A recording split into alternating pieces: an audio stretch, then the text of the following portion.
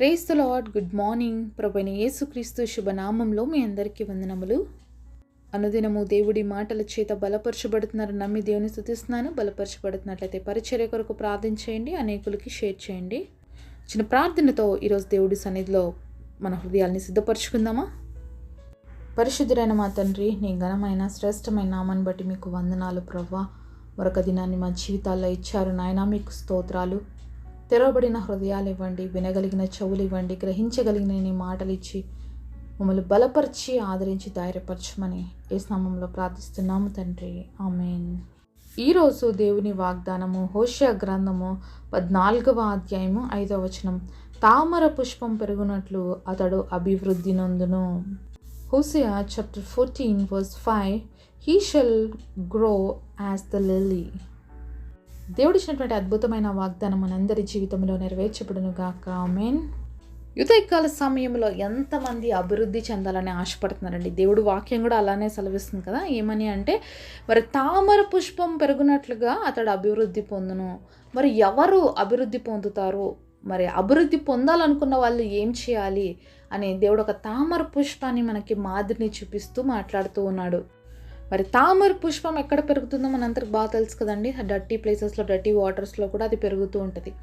అయితే మరి దానికి ఉన్న ప్రత్యేకత ఏంటి అంటే, మరి చాలా మంచి సువాసన ఇస్తుంది. అంతేకాకుండా చూడడానికి చాలా అందంగా ఉంటుంది. ఇంకొక ప్రత్యేకత ఏంటి అంటే, తన మీద మాత్రం ఆ మడ్డీ వాటర్ అనేది అస్సలు పెట్టుకోదనమాట. ఏ వాటర్లో అయితే తను స్టే చేస్తుందో ఆ మడ్డీ వాటర్ని మాత్రం తన మీద అస్సలు ఎంత మాత్రం ఉంచుకోదు. ఈరోజు నువ్వు నేను కూడా అభివృద్ధి చెందాలి అనేది దేవుడు ఆశ. ఈరోజు మనము కూడా తామర పుష్పం వలె ఉండాలని దేవుడు కోరుకుంటున్నాడు. అయితే ఇలాంటి అనుభవం మనలో ఉందా? మరి క్రీస్తు కోసము రోషము కలిగినటువంటి బిడ్డలుగా మనం జీవించేటువంటి అనుభవం ఉందా? అంటే ఎవరు రోషం కలిగి జీవిస్తారంటే పాపముని వాళ్ళ జీవితాల్లో ఉంచుకోకుండా ఉండేవాళ్ళండి. ఈరోజు చాలామందిని చూస్తుంటాం, కేవలం దేవుడి బిడ్డలని చెప్పుకుంటారు. మరి ఎవరైనా దేవుడికి వ్యతిరేకంగా మాట్లాడితే అస్సలు ఒప్పుకోరు. వాళ్ళతో గొడవకైనా దిగుతారు, వాదనకైనా దిగుతారు. బాగుంది అక్కడ వరకు, ఓకే. కానీ అది నిజంగా వాక్యానుసారంగా అది కరెక్టేనా అనేది మనం ఒకసారి ప్రశ్నించుకోవాలి. అంతేకాకుండా మనము లోకస్తులతో పాటు వెళ్తే లోకంకి మనకి తేడా ఎక్కడ ఉంది అనేది కూడా మనం ఆలోచించాలండి. లోకస్తులు ఈ లోకంలో యేసు ప్రభు ఉన్నప్పుడు కూడా ఆయన ఎన్నో మాటలు మాట్లాడారు. ఎంతగా అవమానించాలో దేవుడిని కూడా అంతగా అవమానించారు. కానీ ఎప్పుడు కూడా దేవుడు వాటన్నిటిని పట్టించుకోలేదు. ఎందుకంటే ఆయన వచ్చిన కార్యము చాలా ప్రత్యేకమైనది, దాన్ని చేసి ముగించాలని ఆశతో వచ్చాడు. కాబట్టి పరిశుద్ధుడుగా ఈ లోకంలో జీవించాడు. కాబట్టే పరిశుద్ధమైనటువంటి బలియాగం మన కొరకు అర్పింపబడ్డాడు. ఆ బలి దేవుడికి ఇష్టమైంది.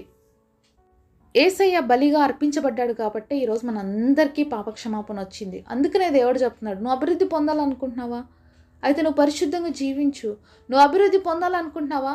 తామర పుష్పం వలె నువ్వు ఉండాలని కోరుకుంటున్నట్లయితే, ఏ విధంగా తామర పుష్పం తన మీద బ్యాడ్ వాటర్ని పెట్టుకోదో, ఈవెన్ అది ఆ కండిషన్స్లో ఉంటూ కూడా నువ్వు కూడా ఈ లోకం అనే పాపపు బురదలో ఉంటూ కూడా నువ్వు పరిశుద్ధంగా బ్రతికితే మన జీవితాల్లో ఏమిస్తాడంటే దేవుడు అభివృద్ధినిస్తాడు. మరి ఈరోజు మన జీవితం ఏ విధంగా ఉంది?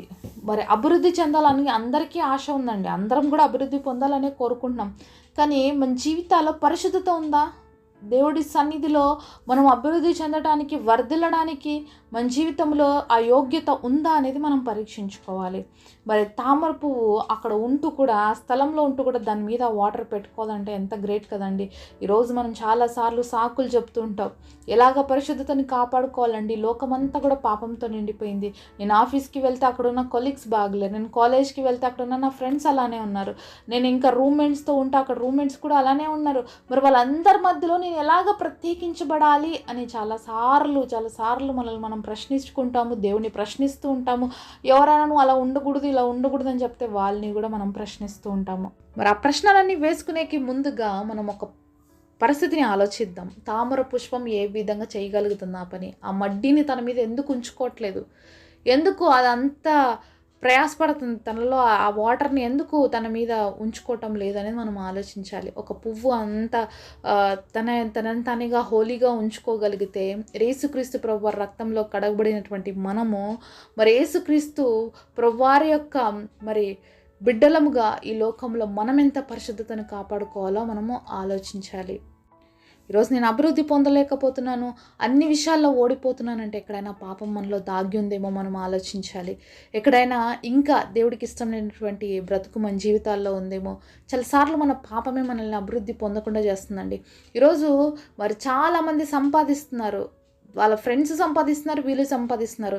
కానీ బ్యాడ్ హ్యాబిట్స్ కలిగిన ఫ్రెండ్స్ని చూసామనుకోండి, అదే సంపాదన వచ్చినా, అదే జీతం వచ్చినప్పటికీ కూడా తాగుడుకో లేకపోతే చెడు వ్యసనాలకో వాళ్ళకు వస్తున్నటువంటి కష్టపడిన కష్టార్జితం అంతా ఆడ వేస్ట్ చేసేస్తే వాళ్ళ భార్య పిల్లల్ని ఏ విధంగా చూసుకోగలుగుతారు, అలాగే వాళ్ళు సొంత గృహాలు ఏ విధంగా కొనుక్కోగలుగుతారు, వాళ్ళ అభివృద్ధి ఎలా పొందుతారండి? మరి దేవుడు నన్ను అభివృద్ధి చేయటం లేదంటే నీ తోటిగా ఉన్నటువంటి వ్యక్తి అభివృద్ధి చెందుతున్నాడు, నువ్వు అదే స్థితిలో ఉండి కూడా అభివృద్ధి చెందలేకపోతున్నావు అంటే కారణం పాపం.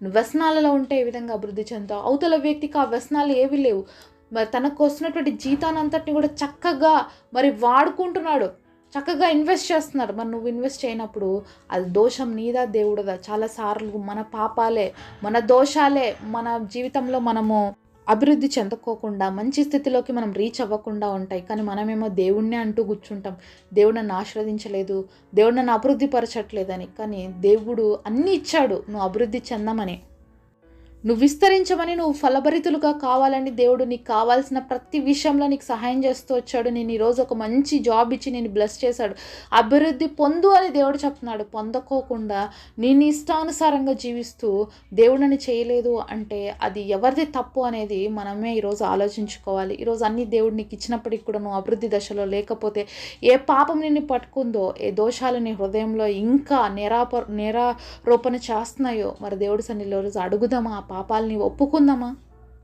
ఏ విధంగా అయితే పడవలో మనం ప్రయాణిస్తాం, కానీ పడవకొక్క హోల్ పడి అందులో వాటర్ వస్తే ఆ పడవ అంతా ఎలాగ మునిగిపోతుందో, మనం ఎంత మంచిగా ఉన్నా ఒక చిన్న పాపం చాలు మనల్ని ముంచిపడేయడానికి. మనం ఎంత మంచిగా ఉన్నా ఒక చిన్న పరిస్థితి చాలన్నమాట మనల్ని దేవుడి దగ్గర నుంచి దూరం చేయడానికి, అభివృద్ధి పొందకుండా ఉండడానికి. కాబట్టి ఈరోజు చిన్న చిన్న పాపాలే కదా అని మనం చాలాసార్లు విడిచిపెడుతుంటాము, అవే మనల్ని దేవుడి దగ్గర నుంచి దూరం చేస్తూ ఉంటాయి. కాబట్టి చిన్న చిన్న పాపాలైనా పెద్ద పాపాలైనా దేవుడి దృష్టిలో పాపమే. దేవుడికి చిన్న పెద్ద పాపాలు ఏమీ తారతమ్యాలు లేవన్నమాట. పాపం అంటే పాపమే. కాబట్టి అది ఏ పాపమైనా కావచ్చండి. దేవుడి సన్నిధిలో మనం ఒప్పుకొని విడిచిపెడితే ఆయన క్షమిస్తాడు. అతిక్రమములు దాచిపెట్టువాడు వర్ధిల్లడు, వాటిని ఒప్పుకొని విడిచిపెట్టువాడు కనికరం పొందుతాడని దేవుడు వాక్యం సెలవిస్తుంది. కాబట్టి మనం ఒప్పుకుందాం, విడిచిపెడదాం, దేవుడి సన్నిధిలో కనికరం పొందుకుందాం. అలాగే తామర పుష్పం తన మీద ఏ విధంగా అయితే మడ్డి వాటర్ని పెట్టుకోవడానికి ఇష్టపడదో, ఈ పాపలోకంలో ఉన్నటువంటి మనం కూడా చాలా జాగ్రత్తగా నడుచుకోవాలి.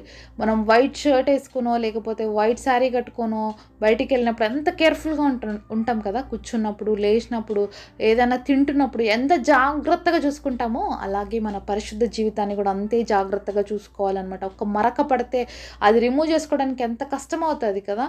అలాగే మన జీవితంలో దేవుడిచ్చినటువంటి ప్రశస్త వస్త్రాన్ని మనం ధరించుకుని ఉన్నాము కాబట్టి లోకంలో ఎక్కడైనా కూడా మలినం అంటుతుందా అని జాగ్రత్తగా ఉండాలి. ఒకవేళ అంటినా వెంటనే దేవుడి సన్నిధిలో మనం ప్రార్థన చేసినప్పుడు దేవుడు ఆ పాపం నుంచి మనల్ని విడిపిస్తాడు, మనల్ని బ్లెస్ చేస్తాడు. ఈరోజు నీ జీవితంలో నువ్వు ఆశీర్వదించబడాలి, అభివృద్ధి చెందాలి అంటే తామర పుష్పంలాగా ఉండాలని దేవుడు గుర్తు చేస్తున్నాడు. కాబట్టి మనము ఆ విధంగా ఉందాం, ఆ పరిశుద్ధమైన జీవితాన్ని కాపాడుకుందాము. అప్పుడు మన జీవితంలో నిజమైన అభివృద్ధి ఏంటో మనం చూడగలుగుతాం. ఈరోజు నువ్వు ఎంత ప్రయాసపడుతున్నా, ఎక్కడైనా జీవితంలో అభివృద్ధి నువ్వు చూడలేకపోతే, ఇంకా ఎక్కడన్నా కంప్లీట్గా దేవుడికి సరెండర్ చేసుకోవాల్సిన విషయాలు, దేవుడికి సమర్పించుకోవాల్సిన విషయాలు లేవేమో, ఈరోజు దేవుడు సన్నిధిలో ప్రార్థన చేద్దాము, సరి చేసుకుందాము, మన జీవితాలని కంప్లీట్గా ఆయన చేతులకి అప్పగించుకుందాము, గొప్ప అభివృద్ధిని సుసంతరించుకుందాం. అటు కృప దేవుడు మనందరికీ దయచేయునుగాక. పరిశుద్ధుడైన తండ్రి, మీరు మాతో మాట్లాడిన ప్రతి మాట కొరకు వందనాలు తండ్రి. ఆ తామర పుష్పం వలె ఉండమని మమ్మల్ని గుర్తు చేస్తున్నావు తండ్రి, మీకు స్తోత్రాలు. తామర పుష్పం తన మీద ఏ విధంగా మడ్డి వాటర్ని పెట్టుకోదో, పరిశుద్ధంగా ఉండడానికి ప్రయాసపడుతుందో, అలాగే మేము ఉండి అభివృద్ధి చెందడానికి ప్రభా కృపనివ్వండి. ఈరోజు మేము అభివృద్ధి చెందకుండా మా జీవితాల్లో ఏ పాపాలు, దోషాలు ఏమైతే ఉన్నాయో వాటి అన్నింటినీ ఒప్పుకుంటున్నాం తండ్రి. మమ్మల్ని క్షమించు, అభివృద్ధి దిశలో మమ్మల్ని అందరినీ నడిపించి మమ్మల్ని అందరినీ బహుగా బ్లెస్డ్గా మార్చమని నజరేయుడైన యేసు నామములో ప్రార్థిస్తున్నాము తండ్రి, ఆమేన్. ఈరోజు బర్త్డే అలాగే వెడ్డింగ్ యానివర్సరీ సెలబ్రేట్ చేసుకుంటున్న మీ అందరికీ కూడా wish you happy birthday and happy anniversary. God bless.